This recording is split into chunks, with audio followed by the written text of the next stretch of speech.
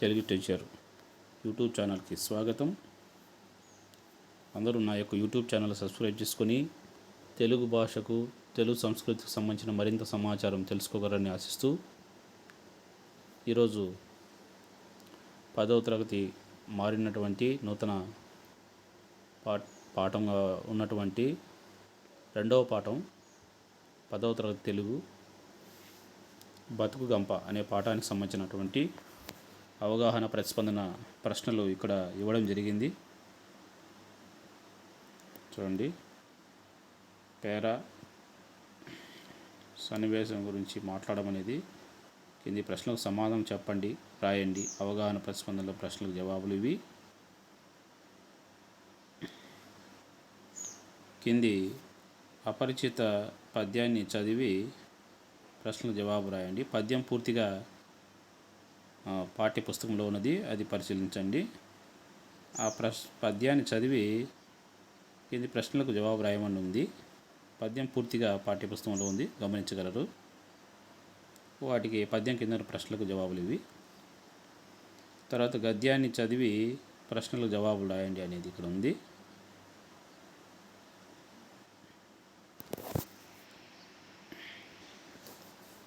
తర్వాత కింది వాటికి అర్థ సందర్భ వాక్యాలు రాయమను, వాటి ప్రశ్నలకు జవాబులు ఇవి.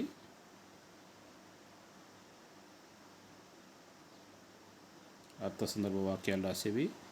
ఏకవాక్యంలో సమాధానం రాసే ప్రశ్నల జవాబులు.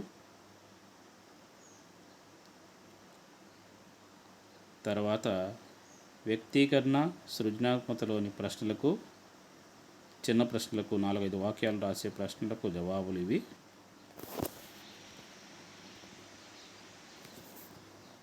చూడండి,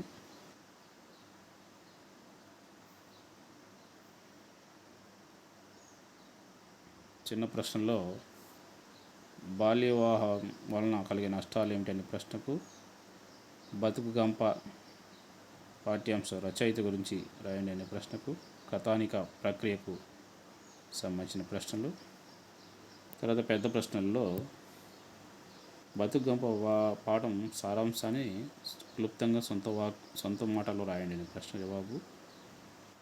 తర్వాత రెండవ ప్రశ్న పాఠం ఆధారంగా ఎల్లమ్మ వ్యక్తిత్వాన్ని విశ్లేషించనే ప్రశ్నకు జవాబు ఇక్కడ ఇవ్వడం జరిగింది.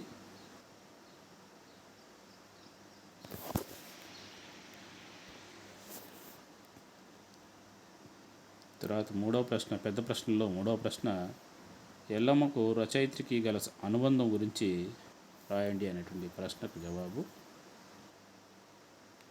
తర్వాత సృజనాత్మకత ప్రశ్న, ఎల్లమ్మ రచయిత్రి మధ్య జరిగిన సంభాషణ రాయండి అనే ప్రశ్నకు జవాబు. తర్వాత కష్టాలకు కుంగిపోకుండా ధైర్యంగా మెలగాలని తెలియజేస్తూ మీ మిత్రులకు లేఖ రాయండి అనే ప్రశ్నకు మోడల్ ఇది.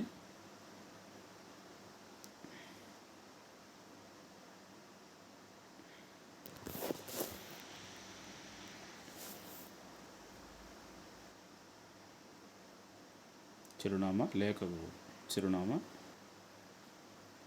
తర్వాత భాషాంశాల్లో పదజాలము, అర్థం రాసి సొంత వాక్యం రాయండి అనే ప్రశ్నకు జవాబులు. పర్యాయ పదాలు గుర్తించి రాయడం. తర్వాత నానార్థాలు,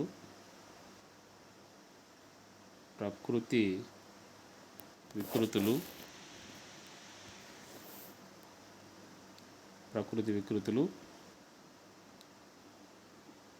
జాతీయాలు వివరణ.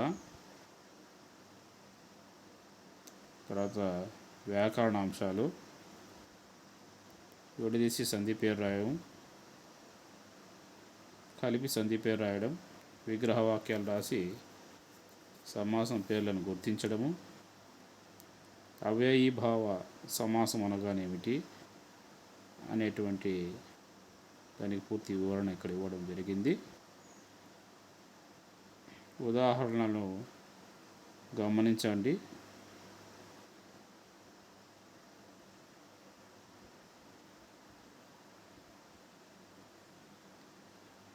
అనుకూలము, కూలమును అనుసరించి.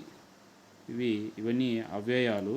అను, యథ, ప్రతి, ఉప, స ఇవన్నీ అవ్యయాలు. అవ్యయంతో కూడి ఉన్న సమాసం కాబట్టి అవ్యయీభావ సమాసం అని అంటారు ఇది. తర్వాత అలంకారము, చేకానుప్రాస అలంకారము గురించి ఇక్కడ ఇవ్వడం జరిగింది. చేకానుప్రాస అలంకారం అంటే ఏమిటి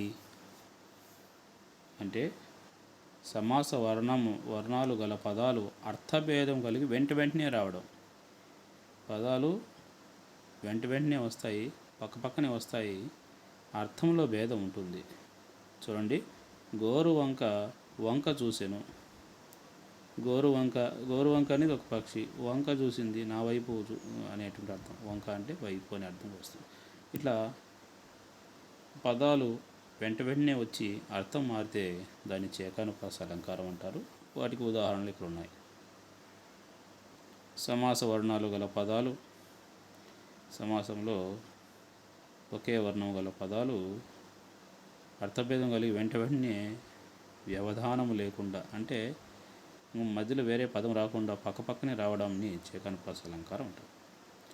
తర్వాత కర్తరి, కర్మణి వాక్యాలుగా మార్చేది. ఎల్లమ్మ పండ్లను అమ్మింది, ఎల్లమ్మ చేత పండ్లు అమ్మబడినాయి. ఇట్లా కర్తరి వాక్యాలను కర్మణి వాక్యాలుగా మార్చే ఇవన్నీ ఉన్నాయి. అవి వాక్యం చదివి అందులో అర్థాన్ని బట్టి ఇది ఏ రకమైన వాక్యమో రాయమనేటువంటి ప్రశ్నలకు జవాబులు ఇక్కడ ఉన్నాయి.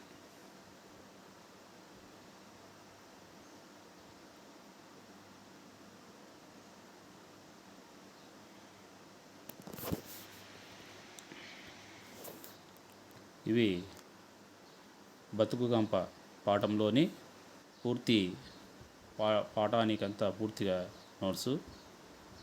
అందరూ నా యొక్క యూట్యూబ్ ఛానల్ని సబ్స్క్రైబ్ చేసుకొని ఇలాంటి మరింత సమాచారాన్ని, తెలుగు భాషకు సంబంధించినటువంటి మరింత సమాచారం తెలుసుకుంటారని ఆశిస్తూ నా యూట్యూబ్ ఛానల్ని సబ్స్క్రైబ్ చేసుకుంటారని మరీ కోరుకుంటూ ధన్యవాదాలు.